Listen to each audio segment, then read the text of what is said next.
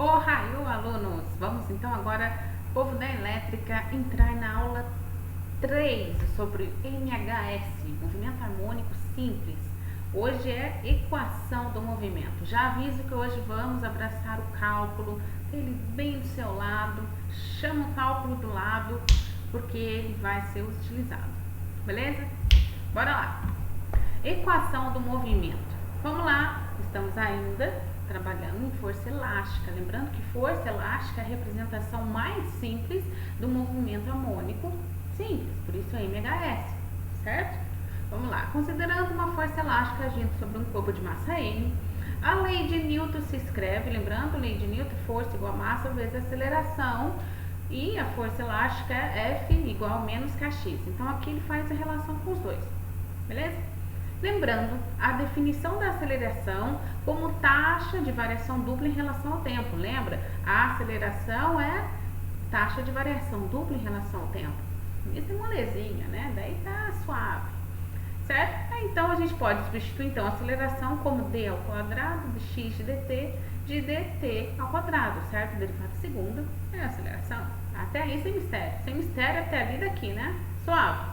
A partir da equação de movimento 11.4, devemos determinar a posição em qualquer instante do tempo. Isso é verdade. Aqui nos dá uma relação que a gente consegue determinar a posição, certo? Em qualquer instante do tempo. Porque o tempo está aqui, correto? Sim.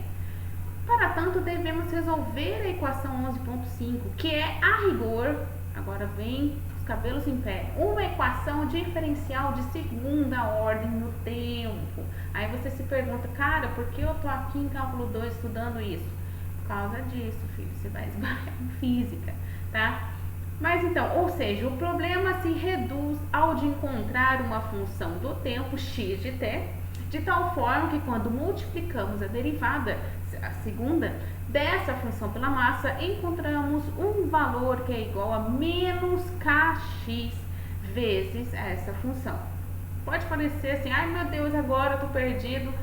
Bom, a física tem umas facilidades. A gente não fica filosofando em cima da equação do diferencial de segunda ordem. A gente vai direto ao que a gente precisa saber. Beleza? O importante é que você aprende no cálculo é saber como o negócio surge, tá? Mas na física a gente não fica filosofando, nossa, que linda equação, não. Vamos lá, é pra quê, por quê, ponto. Beleza? Então, olha ali. Assim, a solução mais geral para essa função 11.5 é da forma x de t ser seno de wt mais d cosseno de wt. A solução depende, além da constante w a ser determinada, de duas outras constantes, c e d. Essas duas últimas constantes são determinadas a partir das condições iniciais. Equação diferencial sempre tem umas condições iniciais para dar a partida, beleza?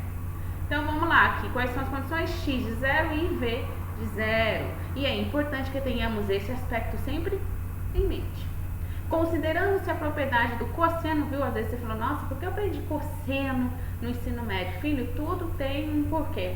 É um quebra-cabeça enorme o conhecimento. Você vai pegando as pecinhas e montando, entendeu? E é um quebra-cabeça sem fim. Então vamos lá, cosseno de A mais B, que é? Cosseno de A cosseno de A vezes cosseno de B menos seno de A, seno de B.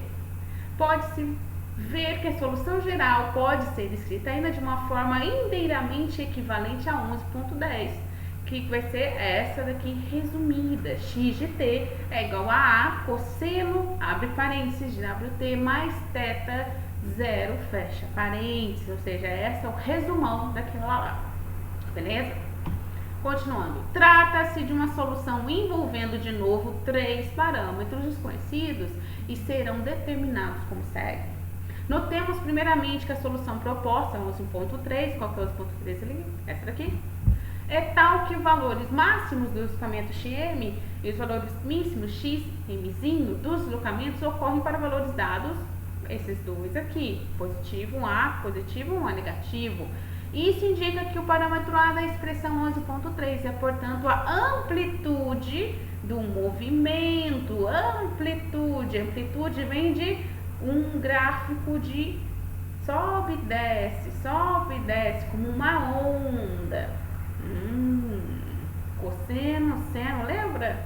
como que é a função seno representada no eixo x e y, a função cosseno também, e aí isso tem uma amplitude, um ápice lá em cima que depois desce, o côncavo vai lá embaixo, como em inglês seria um overshoot e um downshoot, beleza? Denominamos o termo WT mais θ0 de fase do MHS.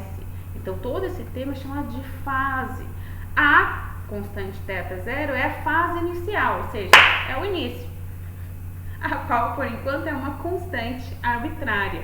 No entanto, ela pode ser determinada, assim como a amplitude, a partir das condições iniciais, ou seja, a partir do conhecimento de como se iniciou o movimento. Certo? Pode parecer muita informação ao mesmo tempo, mas calma, respira, respira. Pega um chazinho, um café, respira. Período e frequência.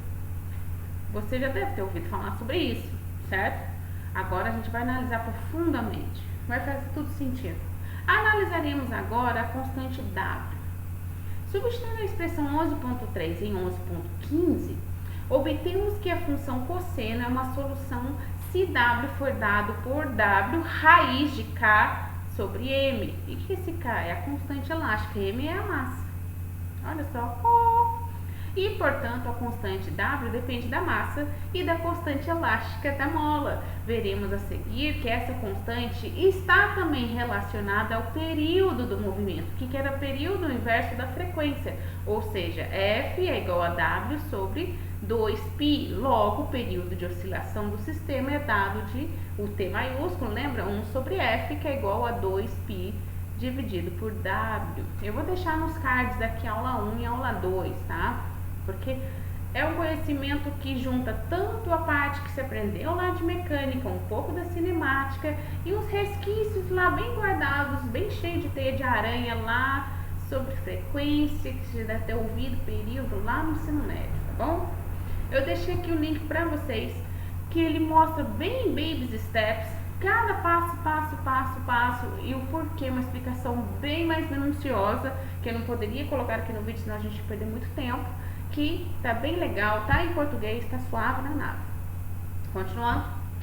Como dito anteriormente, o movimento do oscilador harmônico é periódico. O período é determinado a partir de uma condição bastante geral enunciada na introdução, e que nesse caso é essa daqui, x, abre parênteses, t de tempo mais um t de período é igual a x de t de tempo. E a velocidade é a mesma coisa.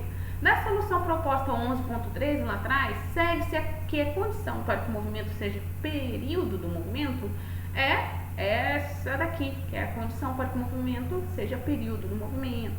As condições acima são satisfeitas para valores WT, tais que WT, esse T é o T de período, T maiúsculo, é igual a 2π. 2π é o que mesmo? É uma circunferência, já a gente esbarra nisso. Portanto, o período do movimento harmônico simples é dado por T é igual a 2π dividido por W, que é igual a 2π raiz de M sobre K.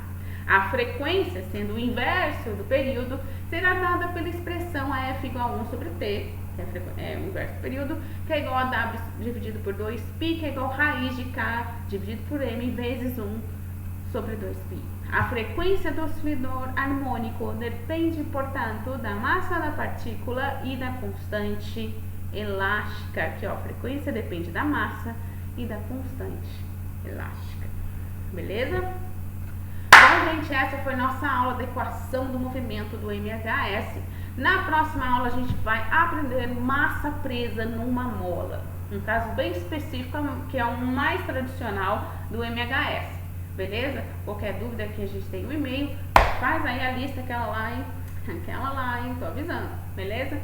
Um beijo pra vocês e até a próxima.